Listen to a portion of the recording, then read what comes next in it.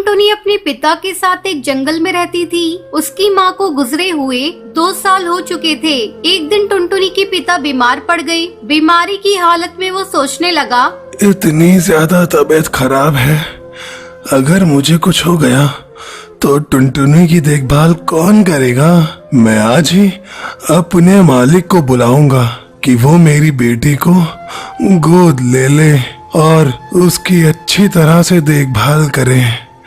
आखिर मैंने अपने मालिक की इतनी सेवा जो की है, मालिक मेरी बातों को नहीं टालेंगे। 2 दिन से बीमारी के कारण टुनटुनी का पिता टुन्नू काम पर नहीं जा रहा था। तब उसका मालिक कहता है, अरे टुन्नू, क्या हुआ भाई तुम्हें? तुम 2 दिनों से काम पर नहीं आ रहे हो, इसलिए मैं तुम्हें आज देखने के लिए आया हूँ। सेठ जी, अच्छा किया जो आप आ गए। मैं आज ही आपको याद कर रहा था। ऐसा लगता है अब मैं नहीं बचूंगा सेठ जी। ये मेरी बेटी है टुनटुनी।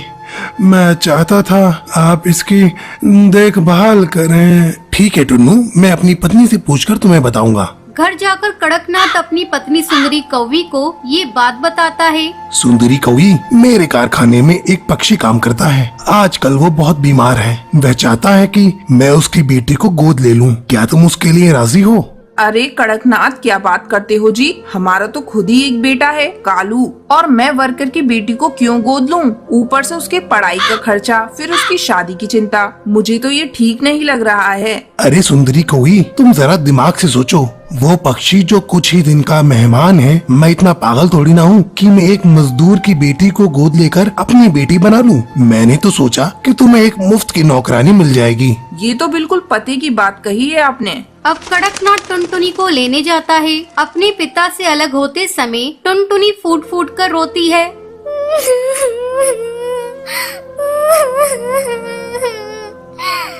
बाबा, मुझे अपने से अलग मत करो। मैं आपसे अलग होकर कैसे रहूंगी? बाबा, मैं आपको छोड़कर कहीं नहीं जाऊंगी। जा मेरी बच्ची, इसी में तेरी भलाई है। कड़कनाथ टुनटुनी को घर लाता है। घर आकर कड़कनाथ अपने काम में बिजी हो जाता है और सुंदरी कौवी टुनटुनी से मीठी मीठी बातें करने लगती है। टुनटुनी, तू कुछ खाएगी? नहीं माँ, मुझे भूख नहीं है। अरे सुन टुनटुनी, मैं तेरी कोई माँ नहीं हूँ। तू मुझे मेम साहब कहा कर। चल अब जा जाकर रसोई में सो जा। अगली सुबह सुंदरी कौवी टुनटुनी के पास जाती है। ए टुनटुनी, चल अब उठ। हमारे यहाँ इतनी देर तक कोई नहीं सोता। मैम साहब, रात में मुझे नींद नहीं आई। वो मुझे अकेले सोने की आदत नहीं है। तुझे तो अब सोना पड़ेगा। तू अकेले सोने की आदत डाल ले। चल अब झटपट उठकर मेरे साथ काम में हाथ बटा। टुनटुनी सुंदरी के साथ काम में हाथ बटाने लगती है। शाम को कड़कनाथ जब ऑफिस से आता है, टुनटुनी, मेरे लिए ठंडा पानी लेकर आओ। अभी लाती हूँ साहब। ये लीजिए साहब। कैसा पानी है? मैंने तुम्हें ठंडा पानी लाने को कहा था और तूने नल का पानी लाकर मुझे दे दिया। सारा मूड खराब कर दिया। ये कहकर कड़कनाथ टुनटुनी को एक थप्पड़ लगा देता है। धीरे धीरे समय गुजरने लगता है। एक दिन कड़कनाथ को कारखाने में खबर मिलती है कि टुनटुनी के पिता की मौत हो गई। कड़कनाथ ये बात टुनटुनी को नहीं बताता। अब कड़कनाथ और उसकी पत्नी सुंदरी कौवी टुनटुनी पर पहले से भी ज्यादा अत्याचार करने लगते हैं। एक रात जब टुनटुनी सोई हुई थी, तब उसके सपने में उसके पिता आते हैं और उससे मिलने की इच्छा जाहिर करते हैं। बेटा, मैं तुमसे मिलना चाहता हूँ। काफी दिन तुझे देखे हुए हो गए। टुनटुनी सपने में अपने पिता को देखकर बेचैन हो जाती है। अब टुनटुनी सुंदरी कौवी के पास जाती है। उस समय कड़कनाथ और सुंदरी कौवी सो रहे थे। टुनटुनी दरवाजा खटखटाने लगती है। मैम साहब, जल्दी दरवाजा खोलिए। मुझे अपने बाबा से मिलने जाना है। मेरे बाबा मुझे बुला रहे हैं। मैं अपने बाबा के पास अभी इसी वक्त जाऊंगी। अरे टुनटुनी, इतनी रात हो गई है, तुम हम लोगों को परेशान क्यों कर रही हो? कौन सी आफत आ गई? मैम साहब, अब मैं यहाँ एक पल नहीं रहूंगी। मेरे बाबा मुझे बुला रहे हैं। मैं अपने बाबा के पास अभी जाऊंगी। चुप हो जा कमबख्त, सारी नींद खराब कर दी। कल सुबह बात करेंगे, चल अब भाग यहाँ से। टुनटुनी रोती रह जाती है, लेकिन कड़कनाथ और सुंदरी कौवी पर उस बच्ची के रोने का कोई असर नहीं होता। ये सब कालू कौवा देख रहा होता है और कालू को टुनटुनी पर दया आती है, लेकिन कालू कौवा कुछ कर नहीं पाता। एक दिन सुंदरी कौवी टुनटुनी को बेवजह पीट रही होती है, तभी कालू कौवा वहाँ आता है और टुनटुनी को बचा लेता है। माँ, आपने जरा से भी दया नहीं है। कोई इस तरह किसी को मारता है क्या? अब टुनटुनी यहाँ नहीं रहेगी, मैं कल ही इसे इसके बाबा के यहाँ छोड़ कर आता हूँ। अगले दिन कालू कौवा टुनटुनी को उसके बाबा से मिलाने ले जाता है। वहाँ जाकर टुनटुनी को पता चलता है कि उसके बाबा अब इस दुनिया में नहीं रहे। ये सुनकर टुनटुनी बहुत रोती है। तभी कालू कौवा टुनटुनी से कहता है, टुनटुनी, अब तो तुम्हारे बाबा भी चल बसे और मेरे घर तुम ठीक से रह नहीं पाओगी। मेरी माँ तुमको चैन से रहने नहीं देगी। तुम अब अकेली हो। तुम बुरा न मानो तो मुझसे शादी करोगी? टुनटुनी को कालू कौवे की बात सुनकर अच्छा लगता है और टुनटुनी इसको शादी के लिए हाँ कर देती है। फिर वो दोनों एक साथ खुशी खुशी रहते हैं।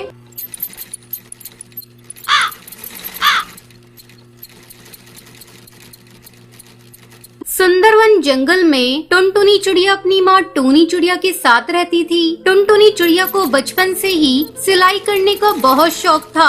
जब भी उसे समय मिलता वो अपनी माँ की सिलाई मशीन निकाल कर उस पे सिलाई करने लगती। माँ, ये देखो ना, मैंने कितनी अच्छी फ्रॉक सिली है।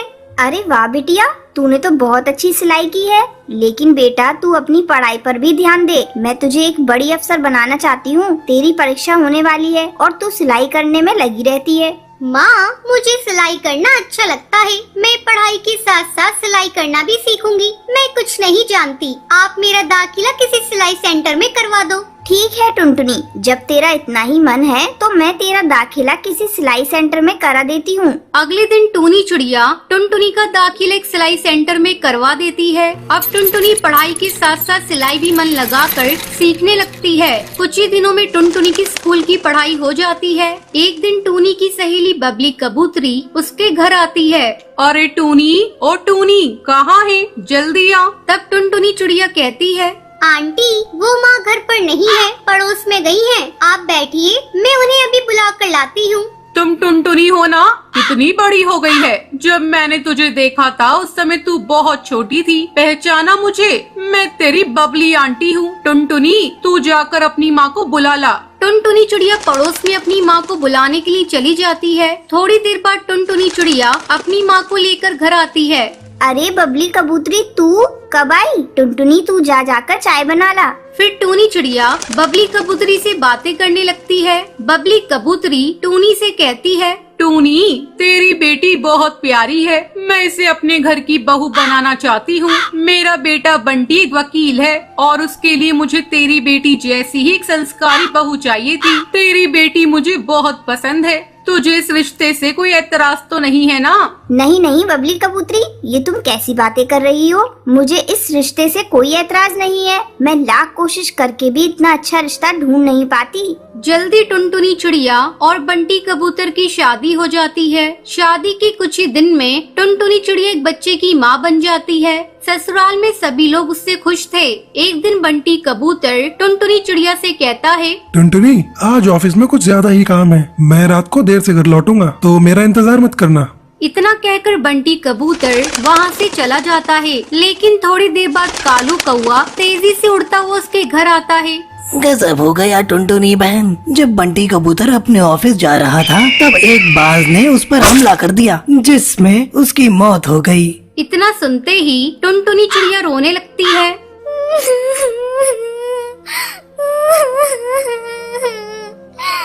माँ जी, ये सब क्या हो गया? माँ जी, बंटी कबूतर के बिना भी ये घर कैसे चलेगा? टुनटुनी, तू हिम्मत मत हार बेटा। ऊपर वाले की मर्जी के आगे किसी की नहीं चलती। इस तरह कुछ दिन गुजर जाते हैं। टुनटुनी चिड़िया अपना दुख भुलाकर सिलाई का काम करना शुरू कर देती है। आस पड़ोस के पक्षी उसके पास अपने कपड़े सिलवाने के लिए आने लगते हैं। एक दिन हरी काकी उससे कहती है, टुनटुनी, तू तो इतनी अच्छी दर्जी है, इसके बारे में तो मुझे पता ही नहीं था। कम पैसों में बहुत अच्छे कपड़े सिल देती है। तू ऐसा कर, अपना एक बुटीक खोल ले। हाँ काकी, आपका सुझाव बहुत अच्छा है। मैं जल्दी ही अपना बुटीक खोलूंगी, लेकिन इसके लिए पहले मैं माँ जी से इजाजत लूंगी। हरी काकी के जाने के बाद टुनटुनी चिड़िया अपनी सास से बुटीक खोलने की इजाजत मांगती है। माँ जी, क्यों ना मैं अपना एक बुटीक खोल लूं, इससे अच्छी कमाई हो जाएगी। ठीक है टुनटुनी, तुझे जो अच्छा लगे वो कर। तू अपने बुटीक का अच्छे से काम कर, मैं तेरे बच्चे को संभाल लूंगी। जल्द ही टुनटुनी चिड़िया अपना बुटीक खोल लेती है। अब उसकी कमाई पहले से दुगनी हो गई थी। इस तरह टुनटुनी चिड़िया खुशी खुशी अपनी जिंदगी बिताने लगती है। सुंदरवन जंगल में कालू कौवा अपनी बीवी टुनटुनी और अपनी माँ टूनी के साथ रहता था। टुनटुनी और कालू कौवा टूनी के साथ बिल्कुल अच्छा बर्ताव नहीं करते थे। एक दिन कालू कौवा काम के लिए निकल जाता है। टूनी को बहुत भूख लगती है। वो टुनटुनी को आवाज लगाकर बोलती है, टुनटुनी बेटा, कुछ खाने को बना दो, बहुत भूख लग रही है। दोपहर भी हो गई है, मुझे दवाई लेनी है। खाने को भी मैं ही बना कर दूंगी। आपके हाथ पर क्या काम नहीं करते? दिन भर परेशान कर देती हो, कुछ तो काम कर लिया करो। बेटा, मुझसे काम नहीं होता, वरना मैं तुम्हें परेशान नहीं करती, मैं खुद ही सब कर लेती। हाँ, खाना खाने को बोल दो बस, तो भर भर कर खा लोगी। और थोड़े से काम का बोल दो तो हाथ पैर नहीं चलते इनके। इतना बोलकर टुनटुनी अपने कमरे में चली जाती है। टूनी चिड़िया भूखी ही रोते रोते अपने कमरे में जाकर सो जाती है। शाम को कालू कौवा नौकरी से आकर अपने कमरे में जाकर सो जाता है। टूनी चिड़िया भूखी प्यासी ही सोई रहती है, उसे कोई पूछने नहीं आता। दूसरे दिन टूनी की तबीयत खराब हो जाती है। टूनी कालू कौवे के पास जाती है और बोलती है, बेटा कालू, मेरी तबीयत आज कुछ ठीक नहीं है और मेरी शुगर की दवाई भी खत्म हो गई है, जरा बाजार जाकर ला दो।